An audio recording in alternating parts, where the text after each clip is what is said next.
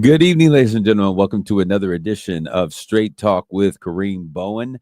I'm so glad to have the opportunity to be with you all today. What's going on to my people in the village?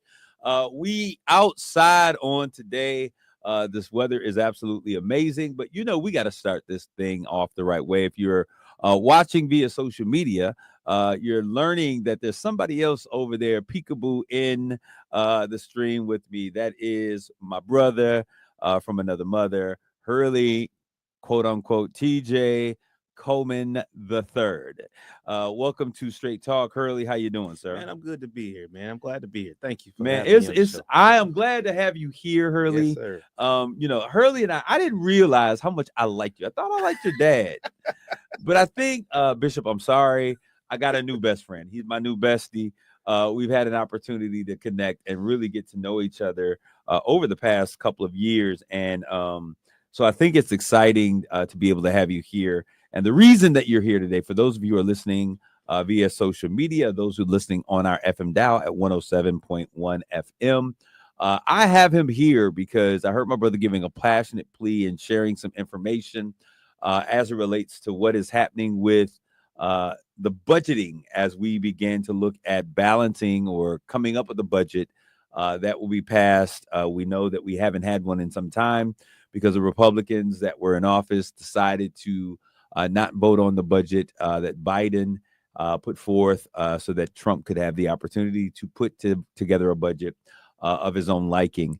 So they did a CR, a continual resolution, which meant that they just put some stuff together to keep things running. So all of the things that were in the budget, I was impacted by that budget not being passed on last year.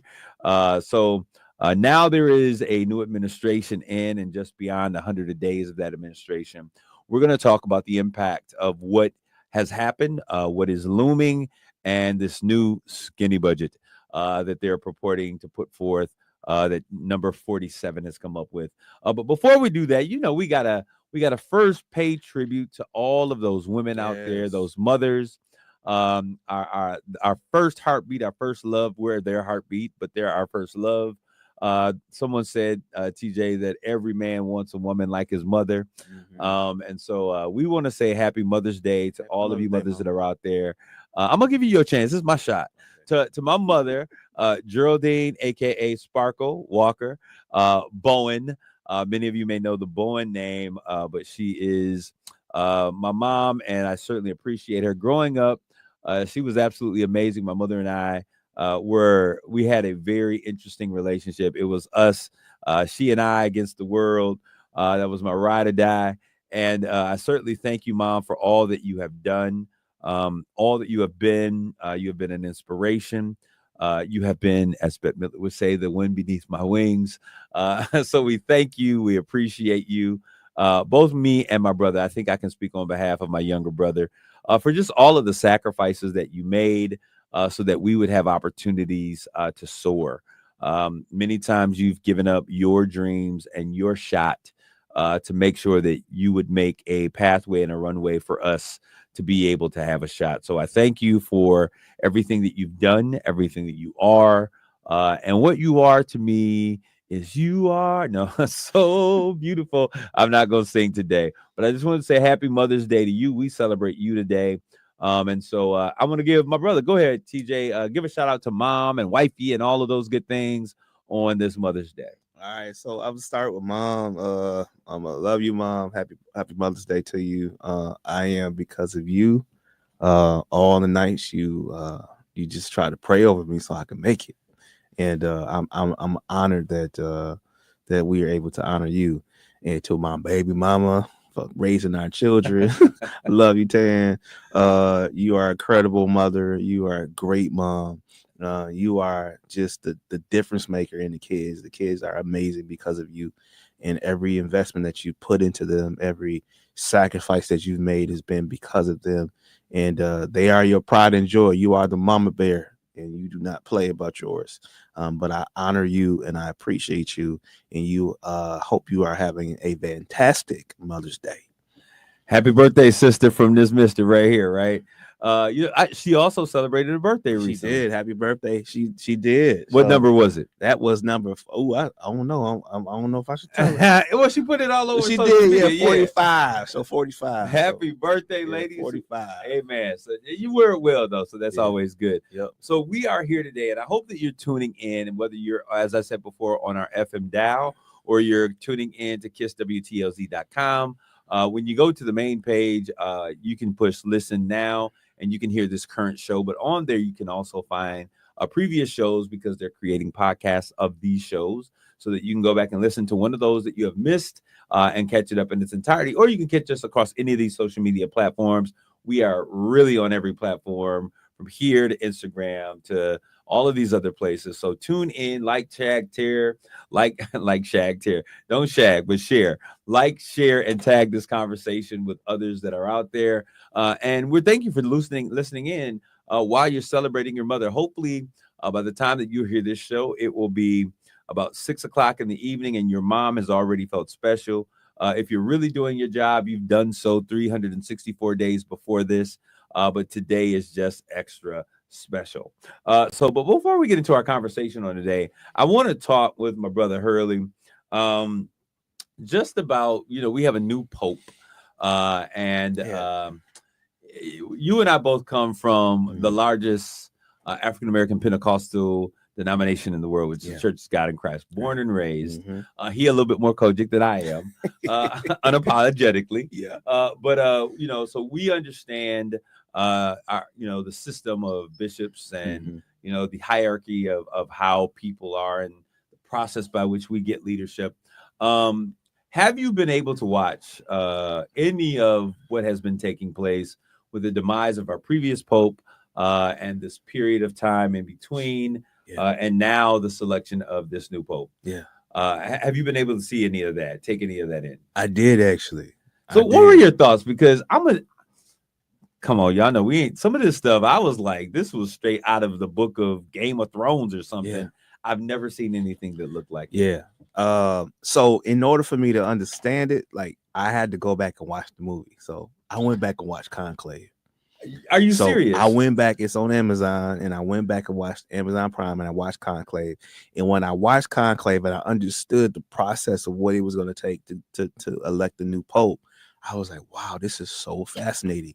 Because born and raised Kojic, and because my father is a national leader, there are oftentimes conversations and things that happen behind the scenes that people don't see. Absolutely. And so I was able to look at that movie and see what was happening behind the scenes that people don't see. And it made sense.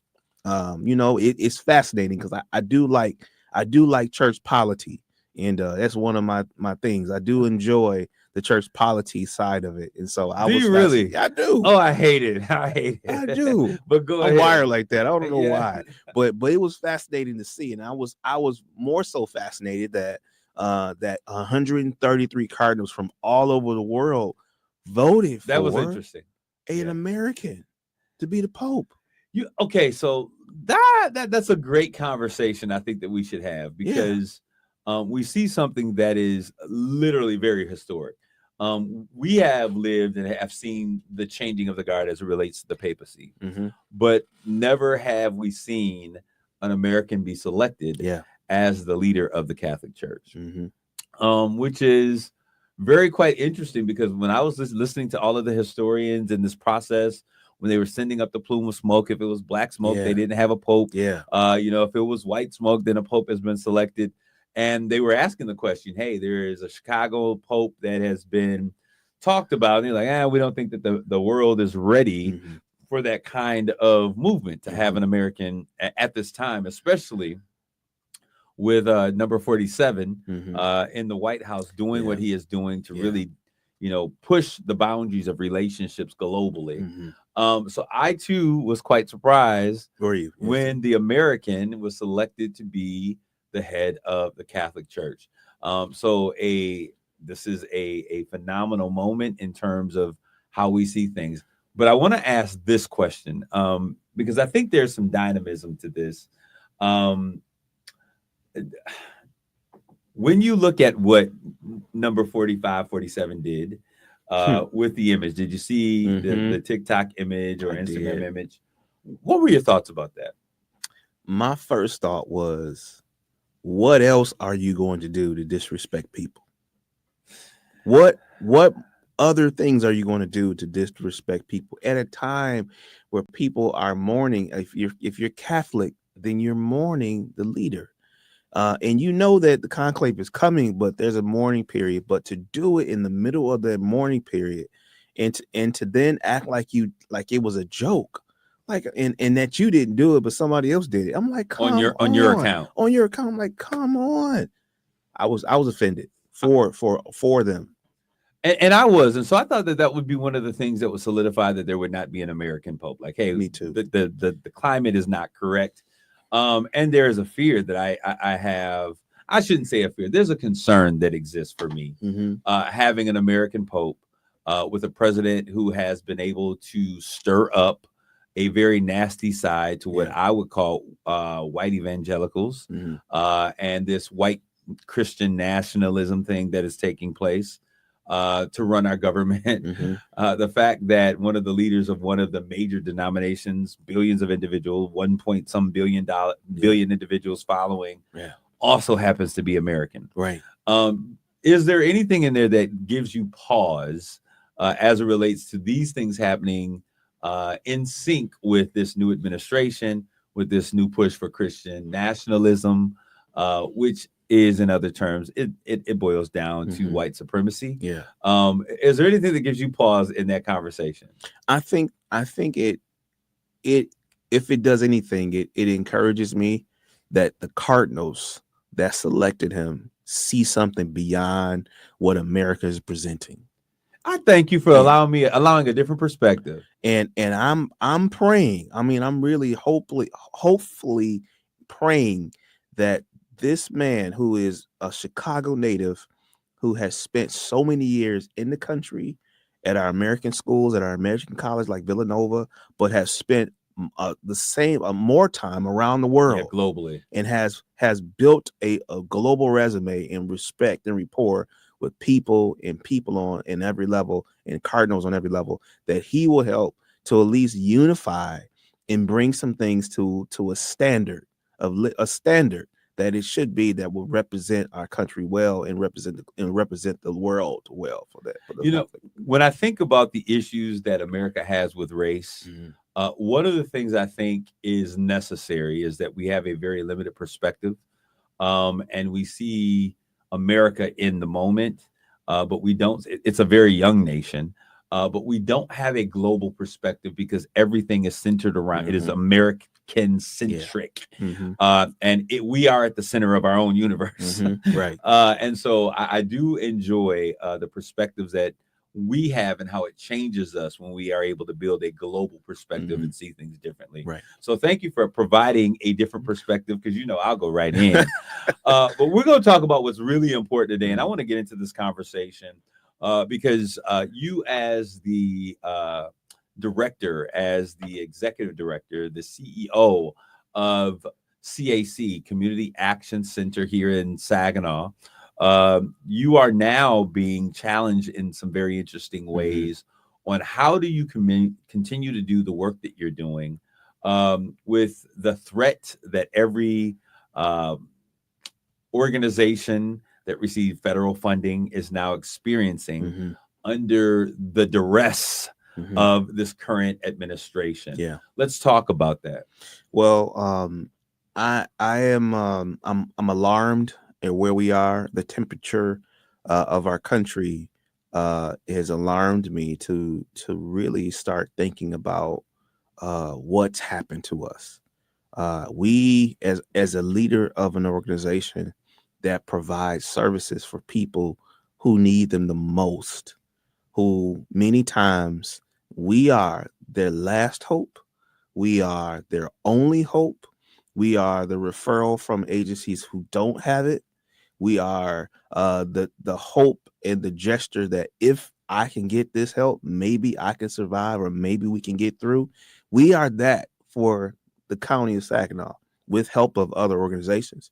And to think that funding that helps other people could be taken away from us and our community is not only is it alarming, but it's upsetting. I'm outraged, and I'm ready to at least sound the alarm on the things that are happening, because what's happening on the federal level has now impacted us on the ground level where we live every day. And I want to put some things in perspective. And so those of you who are listening to this conversation and will see this conversation, or maybe you'll catch it in when it's posted in rewind, I want to make sure we understand exactly what's going on. We have just completed the first 100 days of uh, President Trump's, I'm going to respect the office, President Donald Trump's 100 days in his second administration. We are seeing some things that we have never seen before in our nation. We are seeing that a South African who was not elected into office, who has ties, his family to apartheid, who grew up under an apartheid state, which meant that, they still got colored folks over there, and they still have the whole system that was based upon race and oppression come into our system, and then remake some of the things that they were kicked out of South Africa for now being implemented under the auspice of this new administration. We see him being given a chainsaw, and I love the image. You wanted to be the chainsaw hacker, so own it, Mr. Musk. Coming in and slashing government agencies and government dollars and taking funds and doing all types of things, which I think the courts are continually finding they don't have the authority to do, having to go back and hire people, all of those things. But now this is where the real work begins. This is where we have to really get awake. Shake yourself if you've been falling asleep and you've just been over politics, because this is where it really counts and it really matters. A lot of those things will be litigated. A lot of those things will be turned over because Congress has the right for the purse strings. They control the purse strings, where dollars are being spent as it relates to things that have already been allocated. But now we're coming up on a proposal for a new budget. This is where the Republicans have the ability to determine what happens, who gets funded, where money is spent, and those types of things. This is the legal means by which the government now operates. Congress will come up with a budget based upon the recommendation of their president, and they will most likely pass whatever he puts together because they don't need Democrats to make this happen. And so a proposal has been set forth, a skinny proposal for a skinny budget, and share with us, Hurley, what that means in this new proposal that Congress has to consider. So a fiscal year for the government and for our agencies in September 30th, 2025. So fiscal year 26 is going to begin, and there's a budget that has to go before Congress to be passed, and this president has to sign it. And if his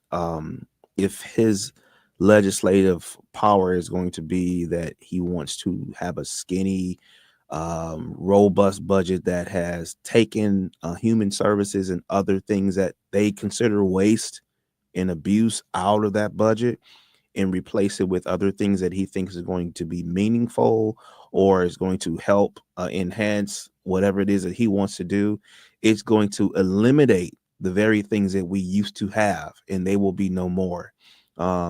There are items in this budget that I'm looking at right now that many of our organizations today in our county and around our country, and we got 27 community action agencies around the state, and so many of our major big cities like Grand Rapids and Flint and Detroit and Southfield or anywhere like that, Saginaw, like us, we all receive different funding.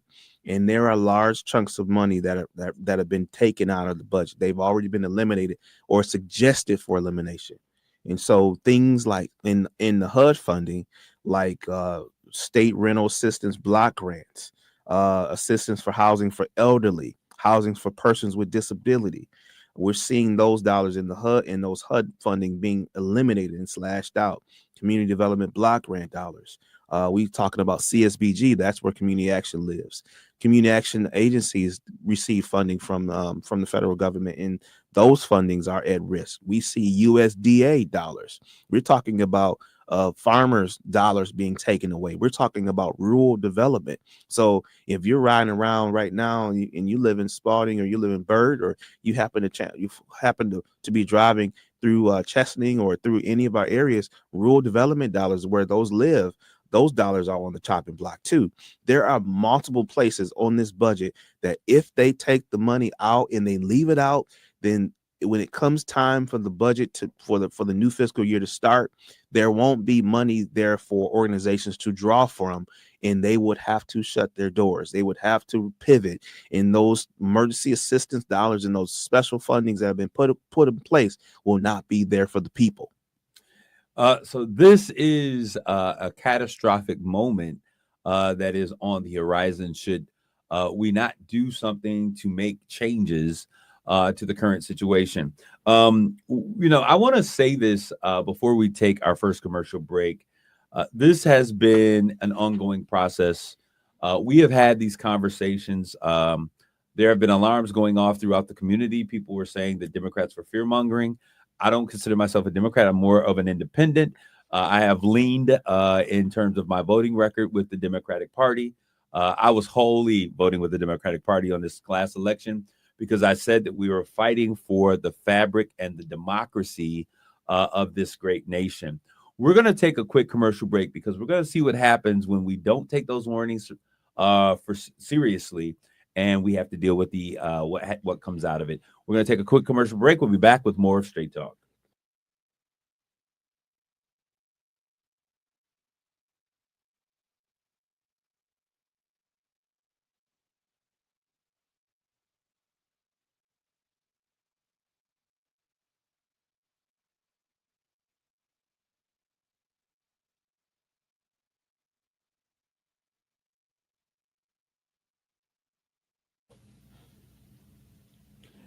This is Kareem. We're back with more Straight Talk.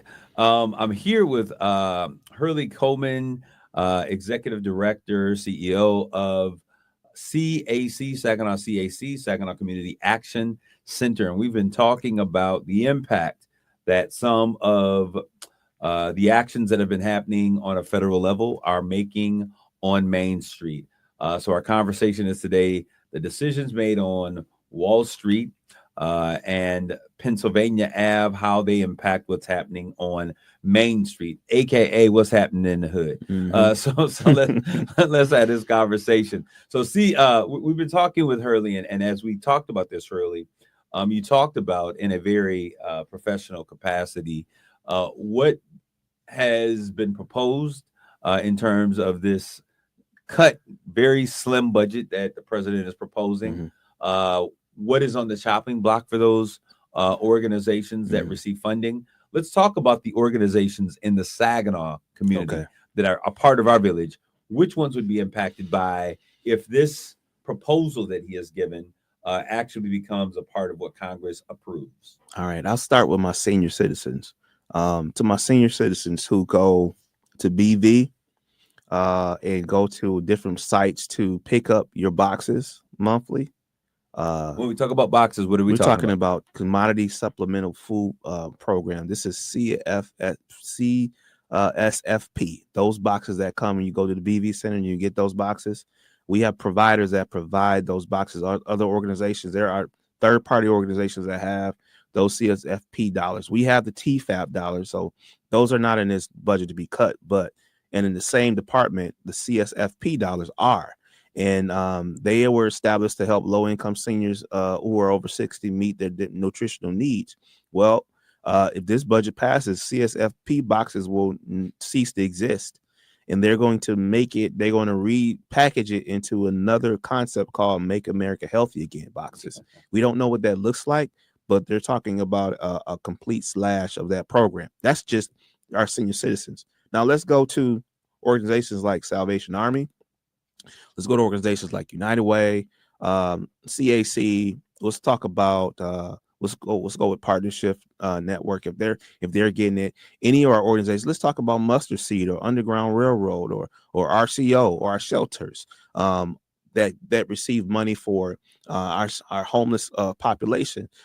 If this passes, those dollars are in the HUD funding. So those dollars are on the chopping block as well. So we're talking about HUD funding being slashed, and that's going to help us. That's going to hinder us. And then there's also organizations that receive funding through Job Corps.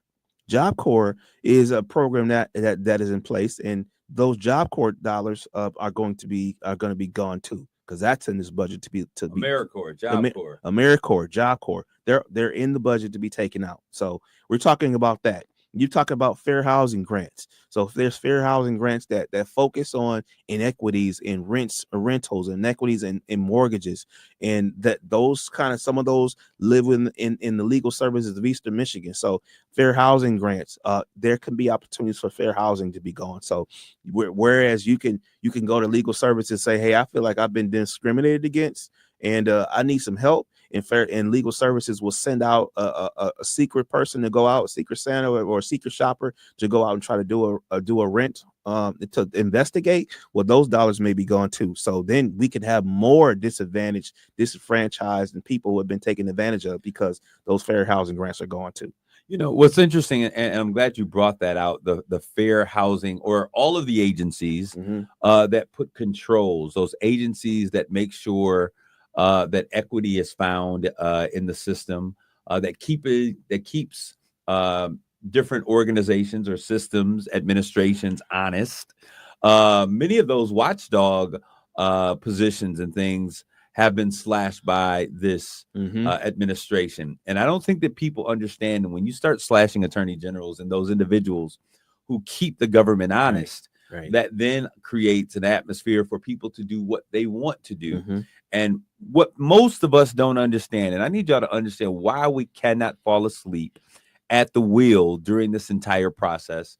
Many of us just simply think that, oh, I hate politics. This is bigger than politics. So we think that we're just going to wait 4 years and then we'll get back, and then, you know, the next administration will restore things. But what we need to realize is that in 100 days, in less than 100 days, because it was more like 2 weeks, 4 decades of work that leaders have done and marched for and sat in for has been undone with the pen of one individual through an executive order. Right. And many of these things, you got to understand what it took to get to those things. Were organizations like in 1965, when Eisenhower came up. TJ has been educating me on this process. The need for organizations such as CAC, which were bringing equity back to the table, not back to the table, bringing equity to the table for the first time, right, or attempting to do so, right, because we understand what happened in, before the 60s, that there were the things called slavery, things called Jim Crow laws. When the government says, okay, we are freeing all people and they have these rights to pursue excellence and liberty, life, and the pursuit of happiness in this nation, there were states and cities and communities that said, not in our area. So the federal government had to step in with these different programs to ensure that everyone had free access and opportunity to be great in this nation. And as we see, many people didn't think that was what made America great. So they're talking about going back to when we were great again before these things were taking place. And many of these things are impacting not just the Black community. And Hurley, we got to be honest about that. Let's have that conversation about the breadth of the breadth of which people are being impacted. Because when we talk about these social welfare programs, the first thing that we think is the inner city. We think Black folks. We think Hispanics, Mhm. because they're the poor people in the nation. Right. But the reality of that is what, Hurley? And the reality of it is, in Saginaw County, 18% of the population is in poverty, and that amount is going to go up. That percentage goes up when you start talking about the Alice population. Those are our individuals who are working. They're working their job. The working poor. The asset limited, income constrained, but employed. You are working and you're trying to hold down a job. You're trying to hold down 2 jobs. Yeah. You got 3 or 4 children in the home. You're trying to keep food on the table and all of the things that you're going through. You miss a bill. You miss a rent payment. You miss a light bill, and you just don't have it. You just don't have the money. And that phone, that phone that you have, that T-Mobile phone, or that Verizon phone, or that phone that you got from Walmart, or that you're trying your best to keep that phone on. So we're talking about working people who are struggling. And think about this: when you don't have it, who are you going to call? You call an organization that has those funds to help you get through your rough patch. And if our community is having rough patches and they don't have a place to go to get those funds, it's going to hit you harder than you expect. And I don't want to think about the alternatives. I don't want to think about what's going to happen when you don't have it, and when we don't have it. What's going to happen? Because we already have an exacerbated law enforcement system that does not have enough people on the streets to take care of things. We already have state police not that may be pulling out of the city. I don't want to think about what happens when people get desperate. Well, desperate times often lead to desperate measures. So when we look at this, Hurley, and I think it's important, you brought up something that was very essential. If we're going to put this in real terms, right? People make jokes about Obama phones, those Obama phones, but there's a lot of people in our community that have Obama phones, especially when we talk about seniors. Mm-hmm. We talk about a lot of young people who have parents that fall below a certain the poverty line, because a large portion of our community is below the poverty line. When we look at it, we are below a lot of the national standards as it relates to what is considered healthy financial living here in the city of Saginaw. But we look at that Obama phone, having a free phone and access to wireless service is important, because folks just are not doing home phones, right? It allows you to have one phone that you can take with you on the go and have it at home. But if they're taking away other programs and other dollars, now you have to determine, am I going to replace the food that was giving to me to supplement that is being denied or looking at being cut from these programs? Or do I have a phone? Do I stay connected to the rest of the world? Or do I eat? Do I pay my prescription bill? Which all of these things, even negotiating those negotiated prices for prescription medicine. When I looked at my grandmother before she passed away, and I looked at what her medicines cost, I was blown away. I had a couple doctor's appointments and one hospital stay, and I'm almost at my premium, my deductible amount that I've had to pay for the year. With insurance, a colonoscopy costing an individual with insurance $1,800. And that's because I have my own personal insurance. Everybody does not have government insurance. The state of Michigan insurance, which is the best insurance out there, having been an employee of the state of Michigan, or even the GM insurance. And a lot of those companies are reducing the coverages of these things. So when we talk about our dollars that help those fundamental organizations to be able to help everyday people manage the life that they're living with, it is a very important thing. Let's talk about the types of services that CAC does, because there's a lot of people in our community, like, I don't know, they give food boxes, but let's talk about all of the services that you all provide that stand to be in jeopardy of no longer existing. Well, grateful again for the community service block grant, and I'm gonna say it loud because that is the lifeline of a CAC. CSBG is what we call it in terms of like acronyms, but community service block grant are the dollars that we get that pays our staff. It pays helps to pay our building costs. It pays the specific assistance, which is those dollars that we come in for emergency services, which is one thing that we do. And we use SBG as a means to help with emergency services. We use water assistance funds to help with arrearages on water payments, and even helping with small water plumbing and water repairs. We've got home improvement programs that we have. Thankful for ARPA dollars that came in. Now we have about $250,000 that we're spending now on home repair programs. We've got dollars through MISTA, which is Michigan State Housing Authority, to do housing and home repair programs. And then we've got a very important piece of work that we do with our senior citizens. It's called senior outreach care.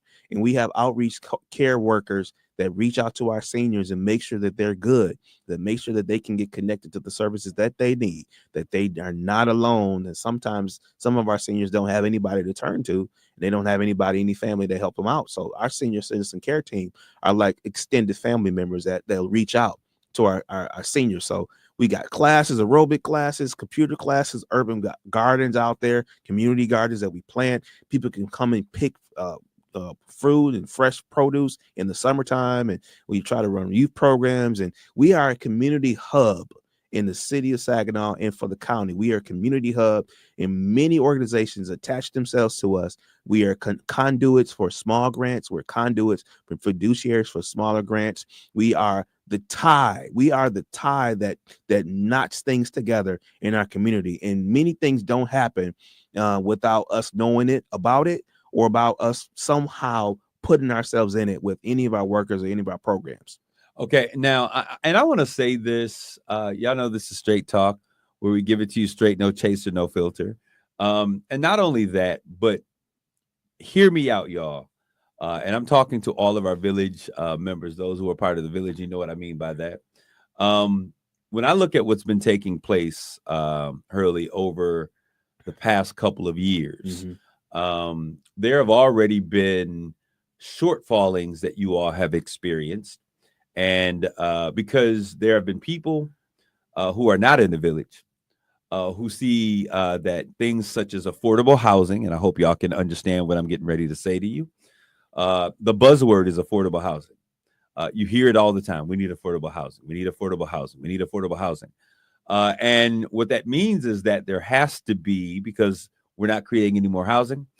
There's an issue. The land bank is holding a ton of houses out there, but there is a need for housing that people can afford. I think the idea of affordable is undergoing a metamorphosis of some sorts. Yeah. Because what we considered affordable before is never going to be affordable moving forward.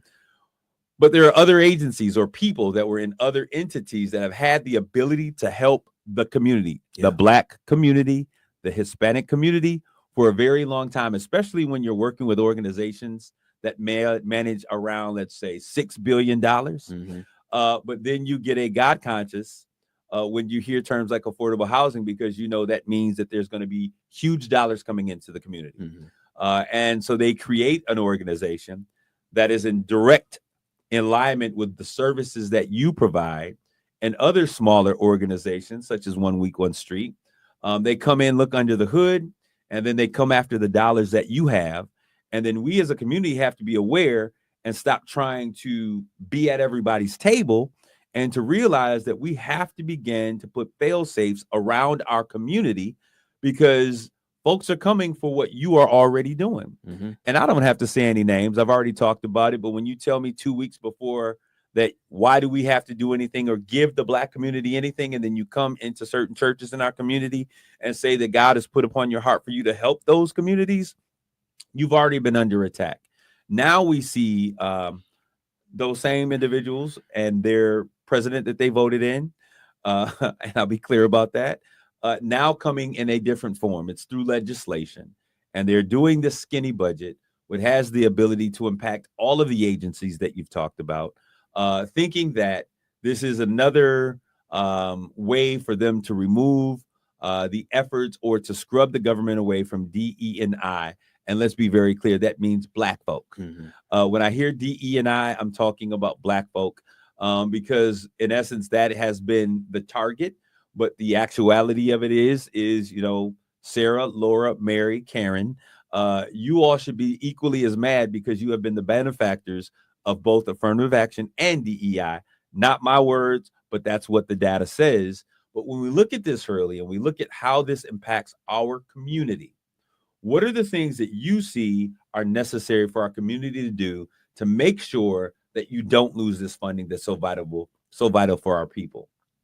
So there's a couple of things that I see, Kareem. And I say that the tribe, the village needs to circle the wagons. This is the time to circle the wagons. This is the time to have the conversations needed. It's the time to do what we call in corporate America asset mapping. We need to know who has what. We need to know where it is, and we need to know make sure that we can have access to it.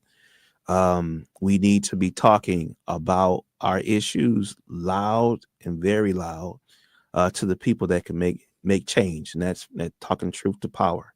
And we need to do that. But at the same time, there is something that we have to do. We have to identify the organizations that are for us and get them to commit to reinvesting into the organizations that are true institutions, that are the true bandwagons for this work. I was like, another thing that also has to happen is there must be a community buy-in, that we all have to be on the same page. And many times we have fought ourselves out of opportunities and squandered away millions of dollars because someone wanted to lead, or you were jealous of another person leading, or you were jealous of this person having that. No, we're at a place now in our community where things are so close to being taken away that if we don't be smart about how we manage and how we move, that everything that we had, we're going to lose it. And so this is not a time to play games, but it's a time to be serious and to work together, truly. You know, it's interesting that you said that. We were in a meeting and I said that to a group of leaders in the community. I said, if we don't have one voice for what we're doing here, then we'll have no voice. We'll have no dollars, no nothing. They'll overlook us. The very next day we were in a meeting and they said, listen, we need one voice coming from Saginaw. I've talked with Amos O'Neill. He says, listen, we need one individual or one group or one body to lead the work and everybody to work collectively together. Mm-hmm. What you're saying is we have to now realize, put pride aside, because if we don't come together now, and see, small minds who have never worked together in unity don't understand the importance and the impact that unity has. Right. And so that means that we cannot be led by our emotions or our feelings or what we thought. Pride will destroy the entire village. We've been talking about rebuilding the walls. That means that we have to collectively come together and coalesce around the idea of fighting for the things in our community.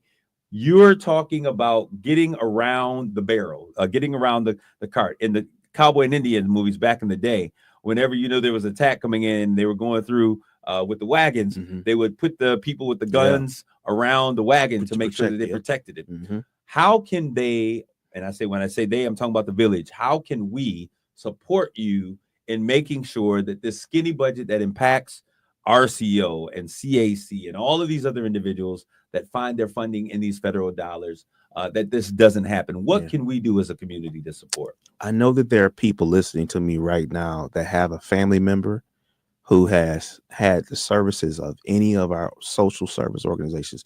You have been a recipient, you have been referred, you know somebody that has received services from us, from other organizations.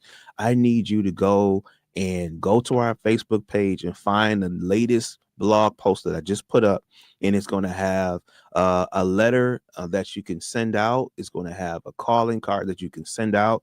It's going to have, we have the website of our Congress representatives for our state that you can go and call and email. We need to be organizing. I'm hoping someone is going to be scheduling a town hall soon. I'm hoping we're going to be having some rallies soon, because we only have a couple of weeks before the next budget comes out. So we're running out of time, but we have a little time, but we have to use this time wisely and go and talk about this. Share your stories, email your stories, tell your stories, videotape your stories. Show us how these programs and services have worked. And just like Cory Booker went he went on to the Senate floor and he filibustered all night for 27 hours to share some stories. He did that, and he shared the stories. But we have to do the same thing. We have to be just that much aggressive to share our stories and tell people how important it is to have these types of programs and services remain in our community. All right, so an hour goes by so fast, but there is a community forum taking place at CAC May 19th. This is a CAP Talk talking about those first 100 days of this new administration. We have to go. We certainly thank you for continually tuning in. Like, tag, and share this conversation with others. Take care of yourself and each other. God bless you. Grace and peace.